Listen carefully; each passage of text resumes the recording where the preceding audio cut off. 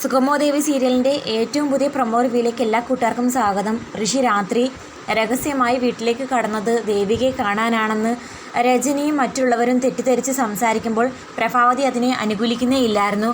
ആ ഒരു സാഹചര്യത്തിൽ ഋഷിയെ അരുന്ധതിയുടെ വീട്ടിലെത്തിച്ച് എന്തുകൊണ്ടാണ് ഇവ ഇങ്ങനെ തങ്ങളോട് പെരുമാറുന്നതെന്നുള്ള കാര്യം തിരക്കി അറിയുന്നുണ്ട് നന്ദനും ദേവികയും.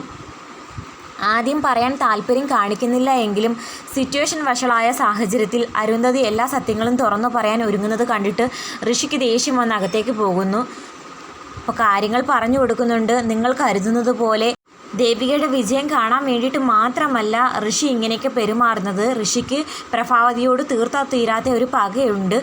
ഋഷിയോട് ചെയ്ത ക്രൂരതയുടെ പ്രതികാരം ചെയ്യാനാണ് അവൻ നടക്കുന്നതെന്നൊക്കെ പറയുന്നത് കേട്ടിട്ട് നന്ദനും ദേവികയും ആകെ ഷോക്കാകുന്നു. അങ്ങനെ ലീനയുടെയും ഋഷിയുടെയും പഴയ കാര്യങ്ങളും പ്രഭാവതി അവരുടെ ജീവിതത്തിൽ എന്തുമാത്രം ക്രൂരത കാണിച്ചു എന്നുള്ള കാര്യങ്ങളൊക്കെ തുറന്നു പറയുമ്പോൾ അതെല്ലാം അറിഞ്ഞ് നന്ദനും ദേവിയും ചന്ദ്രോത്ത് വീട്ടിലേക്ക് വരുമ്പോൾ രജനിയാണെങ്കിൽ നന്ദനെ ഒരുപാട് കുറ്റപ്പെടുത്തുന്നു. ഇങ്ങനെ ഒരു ഭാര്യയെ നീ എന്തിനാ വീണ്ടും കൂട്ടിക്കൊണ്ടുവന്നേ, ഇവളെ കാണാൻ ആ ഋഷി വന്നേന്നൊക്കെ പറയുമ്പോൾ ഇവളെ കാണാനല്ല അമ്മയെ കൊല്ലാൻ വേണ്ടിയിട്ടാണ് വന്നതെന്നും മുമ്പൊരിക്കൽ അമ്മയെ കാണാതായതിൻ്റെ പിന്നിലും അവനാണെന്നൊക്കെ പറയുമ്പോൾ രജനി വിശ്വസിക്കുന്നില്ല. അപ്പം പ്രഭാവതി പറയുന്നു നന്ദൻ പറഞ്ഞതെല്ലാം സത്യമാണ് മോളെ.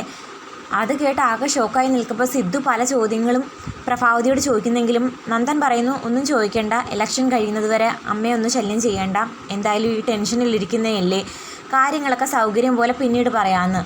ഒടുക്കം നമ്മുടെ ഇലക്ഷൻ പ്രചരണമൊക്കെ കഴിഞ്ഞ് വോട്ടെടുപ്പ് ദിവസമായി.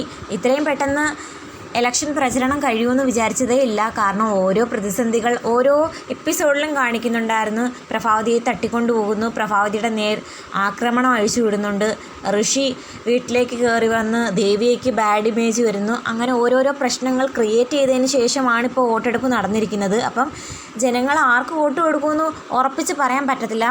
സിദ്ധു ആണെങ്കിൽ പാർട്ടിയിൽ പറയുന്നുണ്ട് 75% പോളിങ്ങും നമുക്ക് അനുകൂലമായിട്ടാണ്, അപ്പം നമ്മുടെ പാർട്ടി വിജയിക്കുമെന്ന് ഉറപ്പാണ്. അതേസമയം ത്യാഗരാജനാണെങ്കിൽ ചന്ദ്രമതിയോട് പറയുന്നുണ്ട് നമ്മുടെ പാർട്ടി തന്നെ വിജയിക്കൂ, ദേവിക വിജയിച്ചിരിക്കും, അത് ഉറപ്പാണ്, നമ്മൾ ഈ ഇലക്ഷൻ തൂക്കിയെടുക്കില്ലേ എന്നൊക്കെ പറയുന്നു. എന്നാൽ ചന്ദ്രമതിക്ക് അത്രയ്ക്ക് വിശ്വാസമൊന്നും പോരാ. ഇലക്ഷൻ പ്രചരണ സമയത്തുണ്ടായ പ്രശ്നങ്ങളെ ബേസ് ചെയ്തിട്ട് ജനങ്ങൾ എന്ത് വേണമെങ്കിലും തീരുമാനിക്കാം എന്നറിയാവുന്നത് കൊണ്ട് വലിയ ഉറപ്പൊന്നുമില്ല എങ്കിലും പ്രതീക്ഷിക്കുന്നുണ്ട്. ഗൗരിയാണെങ്കിൽ മുരളിയോട് വിളിച്ചു പറയുന്നുണ്ട് ഉറപ്പായിട്ടും ദേവികയെ വിജയിക്കുള്ളൂ. അത് കേട്ടുകൊണ്ട് വരുന്ന ഭാർഗവി പറയുന്നു പിന്നെ കണ്ടാൽ മതി, പ്രഭകുഞ്ഞ് തന്നെ വിജയിക്കുള്ളൂ, അല്ലെങ്കിൽ അന്ന് കാണാമല്ലോ എന്നൊക്കെ പറഞ്ഞ് ഗൗരിയായിട്ട് പതിവ് പോലെ തർക്കിക്കുന്നു. വോട്ടൊക്കെ ചെയ്ത് പ്രഭാവതി മീഡിയയ്ക്ക് മുമ്പിൽ വന്ന് സംസാരിക്കുന്നുണ്ട്. ഉറപ്പായിട്ടും KDF പാർട്ടി വിജയിച്ചിരിക്കും, അത് വൻപിച്ച ഭൂരിപക്ഷത്തിൽ തന്നെയായിരിക്കും വിജയിക്കുന്നതെന്നൊക്കെ പറയുന്നു.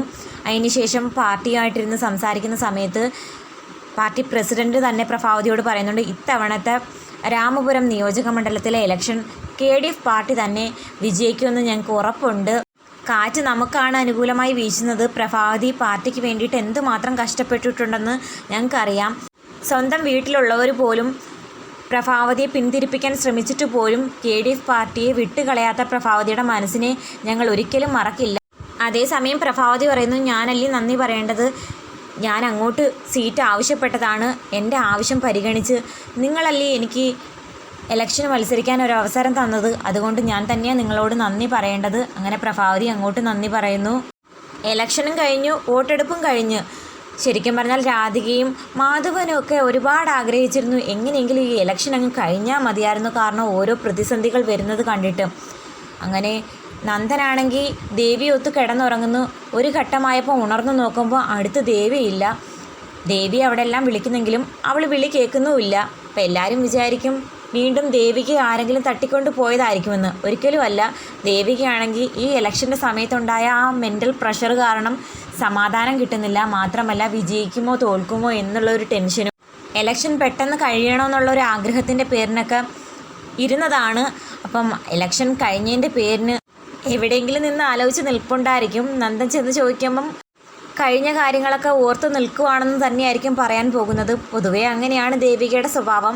എന്നാൽ ഇലക്ഷൻ കഴിഞ്ഞ് റിസൾട്ട് വരുന്ന സമയത്ത് ചന്ദ്രോത്ത് വീട്ടിലുണ്ടാകുന്ന ഭൂകമ്പം എന്തായിരിക്കും?